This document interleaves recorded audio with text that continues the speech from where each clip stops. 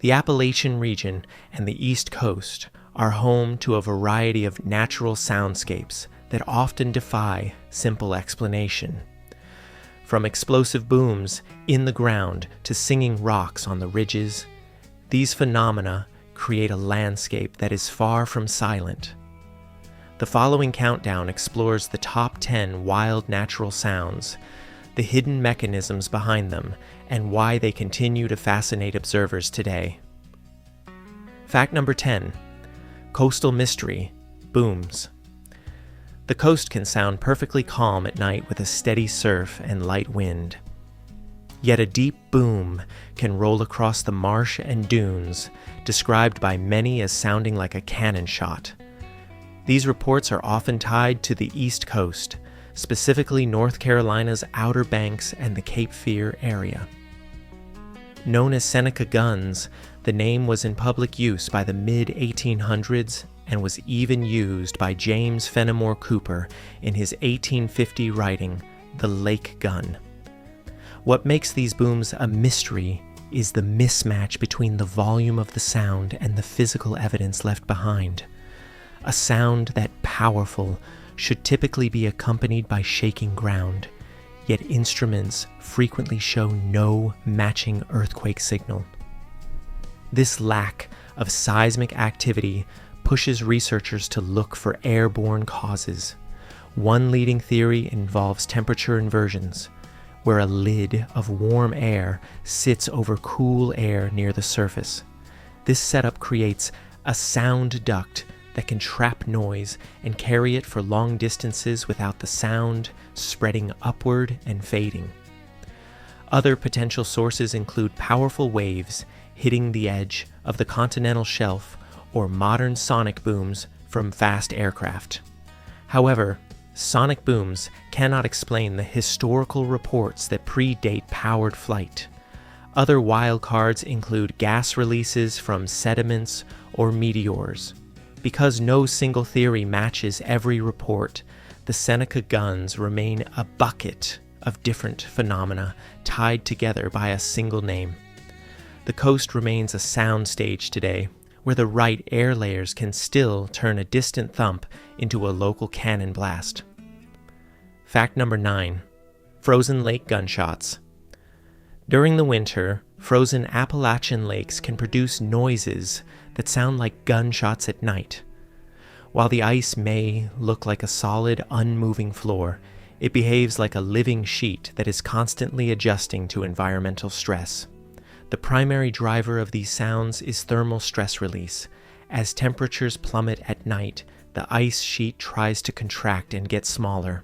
However, because the ice is often bonded to the shoreline, clamped to rocks, logs, and frozen mud, it cannot slide freely. This creates tension, or tensile strain, within the ice. When the stress reaches a breaking point, a crack can shoot across the lake almost instantly. These cracks can spread at speeds up to 1,500 meters per second, which is nearly a mile per second. The sudden release of energy produces a sharp boom or pop rather than a slow ripping sound. Clear, snow-free ice acts like a drumhead, vibrating and spreading these low-frequency sounds, typically between 50 and 200 hertz, across the entire surface. These sounds are most intense during fast temperature swings, such as a sunny day followed by a deep freeze night. While the noise can be startling, it is often a sign of thick, solid ice adjusting its internal stress rather than a sign of weak ice.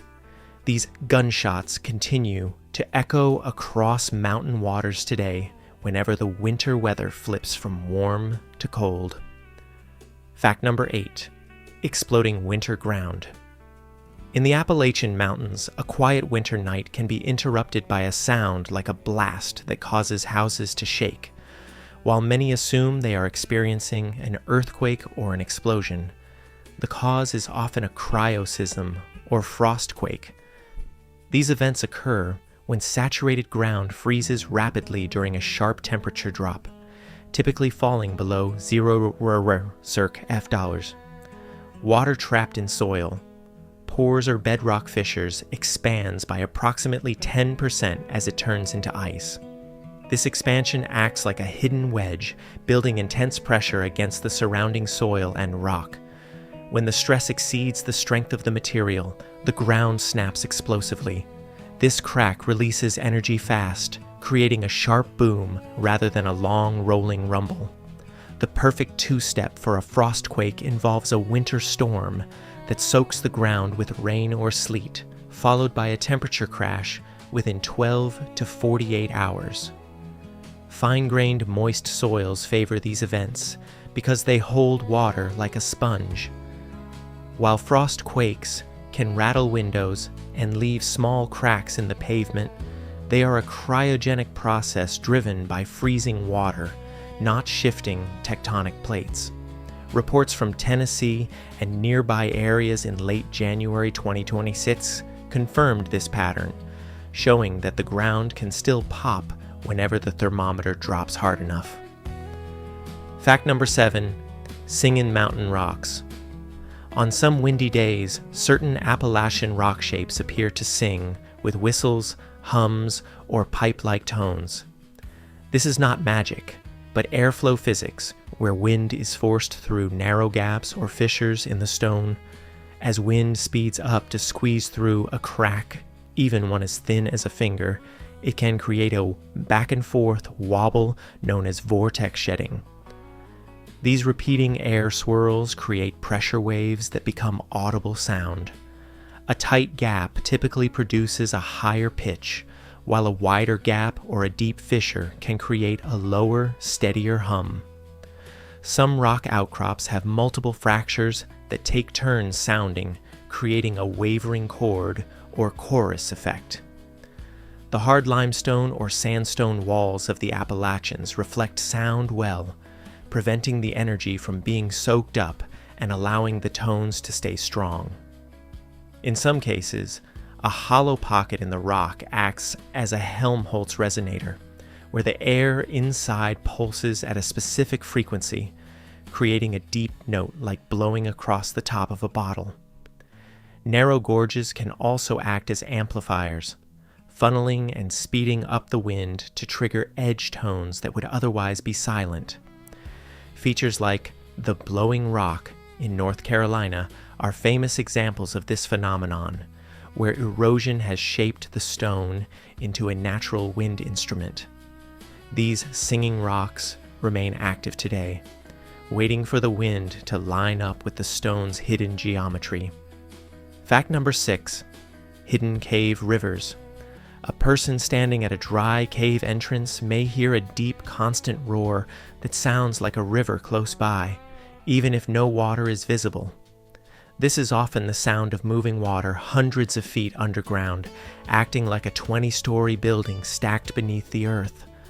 The roar is a combination of turbulence from water hitting rough rock, the grinding of pebbles being moved by the current, and the collapse of cavitation bubbles in fast-moving sections. In karst landscapes, common in the Cumberland Plateau of Tennessee and the Shenandoah Valley of Virginia, acidic rainwater dissolves limestone to create a network of underground conduits. Water can move through these natural pipes at speeds up to 10 meters per second, equivalent to a fast bicycle sprint. The deep sound energy, typically clustering between 100 and 500 hertz, travels efficiently through this cave's airspaces and the saturated rock itself. Because sound travels over 4 times faster in water and even faster in rock than in air, the vibrations reach the entrance with surprising strength. The cave opening then acts like a port on a subwoofer, venting the low-frequency rumble into the open air. This roar can intensify significantly after a storm as the hydraulic pressure drives the flow even faster through tight pinch points. These underground rivers announce their presence today as a natural warning system for hikers and cavers, signaling high water long before it is seen. Fact number 5, snapping ice forests In the wake of an ice storm, the silence of an Appalachian forest is often broken by sharp, explosive pops that sound like rifle shots. These sounds are the physical result of trees reaching their structural limits. Freezing rain can coat branches with clear ice that is 1 to 2 inches thick, adding hundreds of pounds of dense weight to a single tree. Unlike snow, which can be shed, ice bonds tightly to the bark, forcing the branch to carry the full load. This increases the bending stress until it exceeds the wood's elastic limit. When failure occurs, the wood fibers shear and tear instantly, releasing stored strain energy in an acoustic burst. These pops signal structural failure rather than the safe creaking of branches in the wind. The sound is further amplified by the tree trunks themselves, which can resonate in the low-frequency 50 to 200 Hz range like large wooden drums. Because cold air is dense, these noises carry efficiently across ridges and valleys. A single branch snap can trigger a chain reaction, shifting weight to neighboring limbs and causing waves of breakage to roll across a hillside. This winter machine is still active today as the physics of ice loading continues to test the limits of Appalachian forests during every major freezing rain event. Fact number 4, pinball thunder, echoes. Thunder in a narrow Appalachian valley can sound like a timed series of booms rather than a single rolling growl. This is because the valley acts like a giant acoustic corridor. When a lightning strike occurs, the sound wave, moving at approximately 125 feet per second, hits one hard rock wall and reflects across to the other side. In valleys where opposing cliffs are 0.3 to 1.2 miles apart, each round trip across the valley adds a delay of 3 to 12 seconds. This delay is long enough for the human brain to perceive each bounce as a separate beat or blast. A single thunderclap can produce 4 to 10 audible peaks before finally fading. Tight, V-shaped valleys are particularly effective echo-friendly environments, acting like angled mirrors that direct sound back toward the floor. Furthermore, the forested hillsides act as baffles, scattering high-pitched sounds but allowing deep, bass-heavy booms to survive the trip. This filtering makes the thunder feel more cannon-like. The valley behaves like a giant acoustic tool, a pattern that remains visible and audible to anyone standing in a mountain hollow during a storm today. Fact number 3, mountain cliff rockfalls. A quiet mountain ridge can suddenly produce a deep, rolling boom that many mistake for an earthquake. In reality, this is often the sound of a rockfall on a steep Appalachian cliff. The process begins with tensile cracking, where rock is pulled apart by gravity or freeze-thaw cycles. Research indicates these first cracks can race through brittle sandstone or shale at hundreds of meters per second, much faster than a baseball pitch. The initial snap from this fast fracture can sound like a gunshot. Once a mass detaches, the subsequent tumbling and bouncing of boulders generates deep, booming impacts. The acoustic energy from these impacts peaks at low frequencies between 10 and 100 Hz, creating a chest thump sensation that carries far in the open air. Hard cliff faces amplify these impacts through echoes, often making a single rockfall sound like multiple events. While the ear hears a boom, seismic sensors can distinguish rockfalls from earthquakes by their signature. Rockfalls produce short-duration, high-frequency signals with rapid onset and decay, and they lack the prolonged wave trains and coda tails typical of tectonic plate shifts.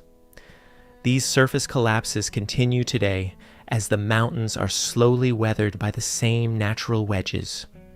Fact number 2, giant cave. Amplifiers, large Appalachian cave rooms, such as those in the karst regions, can act like massive natural instruments. While a normal room's echo fades quickly, a large cave chamber can have reverberation times between 2 and 10 seconds. This is due to the combination of huge air volumes, some domes exceed 100 meters in length, and hard, low-absorption limestone walls. Limestone does not soak up sound energy like carpet. Instead, it reflects the energy back into the room.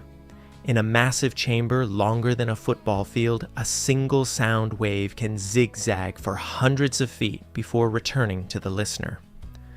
Mid-range tones between 500 and 1000 hertz, common in human speech and music, linger the longest because they reflect well and are less absorbed by the air than high-pitched squeals.